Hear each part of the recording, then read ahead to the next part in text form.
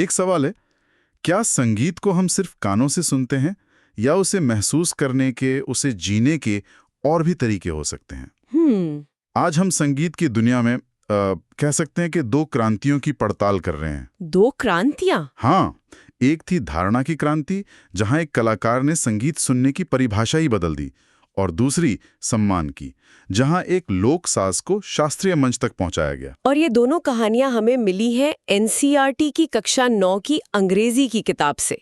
सुनने में तो ये बस एक स्कूल का चैप्टर लगता है ना? बिल्कुल। पर जब हम इसे खोलते हैं तो जुनून और इंसानी जज्बे की दो असाधारण कहानियां मिलती हैं। एक है एवलिन ग्लेनी और दूसरे उस्ताद बिस्मिल्लाह खान। तो चलिए पहली कहानी से शुरू करते हैं। एवलिन ग्लेनी, ये जानना ही अपने आप में मतलब कितना हैरान करने वाला है कि दुनिया के सबसे मशहूर ताल वादकों में से एक सुन नहीं सकती। बिल्कुल। किताब बताती है कि 8 साल की उम्र में उनकी सुनने की शक्ति कम होने लगी थी और 11 की उम्र तक लगभग पूरी तरह जा चुकी थी। तो फिर सवाल ये उठता है कि जिस कला का आधार ही ध्वनि है, उसमें कोई बिना सुने शिखर तक कैसे पहुंच सकता है? यही तो उनकी कहानी का सबसे असाधारण पहलू है। जब सबने हार मान ली, तब एक ताल वादक थे रॉन फोर्ब्स। उन्होंने एवलिन की क्षमता को पहचाना। अच्छा। उन्होंने एक बहुत अलग नजरिया दिया। उन्होंने कहा, इसे कानों से सुनने की कोशिश मत करो, इसे किसी और तरह से महसूस करने की कोशिश करो। महसूस करना, इसका क्या मतलब है? मतलब जैसे हम किसी स्पीकर के पास खड़े होकर वाइब्रेशन महसूस करते हैं, वैसा? उससे कहीं ज्यादा गहरा। रॉन फोर्ब्स ने एक प्रयोग किया। उन्होंने 2 बड़े ड्रम लिए और उन्हें अलग अलग सुरों पर सेट किया। ओके, मतलब हाई और लो नोट्स पर। हाँ, बिल्कुल। और उन्होंने एवलिन से कहा कि वो उन ड्रमों की आवाज को अपने शरीर में महसूस करे। और एवलिन ने पाया कि ऊंचे सुर वाले ड्रम का कंपन उन्हें अपनी कमर के ऊपरी हिस्से में महसूस हो रहा था और निचले सुर वाले ड्रम का कंपन कमर के निचले हिस्से में। अरे वाह! तो ये सिर्फ एक एहसास नहीं था, ये तो एक तरह से फिजिक्स का सीधा अनुभव था। अलग अलग फ्रीक्वेंसी को शरीर के अलग अलग हिस्सों में पहचानना। बिल्कुल सही। उन्होंने अपने शरीर को ही एक तरह का रिसेप्टर बना लिया। ये सिर्फ मेहनत की कहानी नहीं है, ये न्यूरोप्लास्टिसिटी का एक जीता जागता उदाहरण है। अविश्वसनीय है। हाँ, और किताब में और भी उदाहरण है, जैसे जब वो जाइलोफोन बजाती हैं। हाँ, मैंने पढ़ा। वो संगीत को स्टिक से होते हुए अपनी उंगलियों तक महसूस कर सकती थी। बिल्कुल। और यही वजह है कि जब वो लकड़ी के मंच पर परफॉर्म करती हैं तो हमेशा अपने जूते चप्पल उतार देती हैं, ताकि वो मंच से आने वाली हर एक वाइब्रेशन को अपने पैरों से और फिर पूरे शरीर में महसूस कर सकें।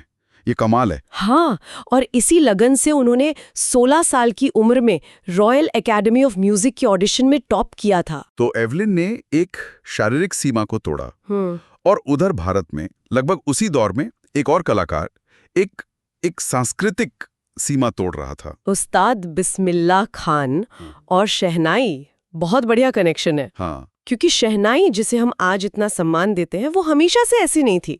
इसकी जड़ें हैं पुंगी में। पुंगी? हाँ, एक साज जिसे मुगल बादशाह औरंगजेब ने उसकी तीखी मतलब कानों को चुभने वाली आवाज की वजह से बैन कर दिया था। तो एक बैन किया हुआ साज दुनिया के मंच तक कैसे पहुंचा? कहानी ये है कि एक नाई ने इसे सुधारा। एक लंबी खोखली लकड़ी ली, उस पर 7 छेद किए और जब उसे बजाया तो उससे बहुत सुरीली आवाज निकली। अच्छा। और क्योंकि इसे शाह के दरबार में एक नाई ने बजाया था तो इसका नाम पड़ गया शहनाई। दिलचस्प है। लेकिन फिर भी ये एक लोक साजी था, है ना? मतलब मंदिरों और शादियों वाला साज। बिल्कुल। पारंपरिक रूप से शहनाई नौबत का हिस्सा थी, मंदिरों और उत्तर भारत की शादियों तक ही सीमित थी। इसे कभी गंभीर शास्त्रीय संगीत का साज नहीं माना जाता था। तो ये बदलाव कैसे आया? बिस्मिल्लाह खान ने ऐसा क्या किया? इसका पूरा श्रेय उनकी प्रतिभा और उनकी लगन को जाता है। वो घंटों गंगा के किनारे बैठकर रियाज करते थे। उन्होंने उन रागों का आविष्कार किया जिन्हें शहनाई पर बजाना असंभव माना जाता था। और फिर उन्हें वो बड़ा मौका मिला, ऑल इंडिया रेडियो वाला। हाँ, 1938 में लखनऊ में ऑल इंडिया रेडियो का उद्घाटन। उन्हें वहां बुलाया गया और वो रातों रात एक सनसनी बन गए। रेडियो ने उनकी कला को देश के कोने कोने तक पहुंचा दिया। और फिर वो पल आया जिसने शहनाई को हमेशा के लिए भारतीय इतिहास का हिस्सा बना दिया। 15 अगस्त 1947। जी हाँ, भारत की आज़ादी का दिन। लाल किले से पंडित नेहरू के भाषण से ठीक पहले जो आवाज गूंजी, वो उस्ताद बिस्मिल्लाह खान की शहनाई की थी। बिल्कुल। उन्होंने राग काफी बजाकर एक नए आजाद देश का स्वागत किया। उस दिन शहनाई सिर्फ एक साज नहीं रही, वो आजाद भारत की आवाज बन गई। ये सोचकर ही रोंगटे खड़े हो जाते हैं। और उनका अपने देश से जुड़ाव कितना गहरा था।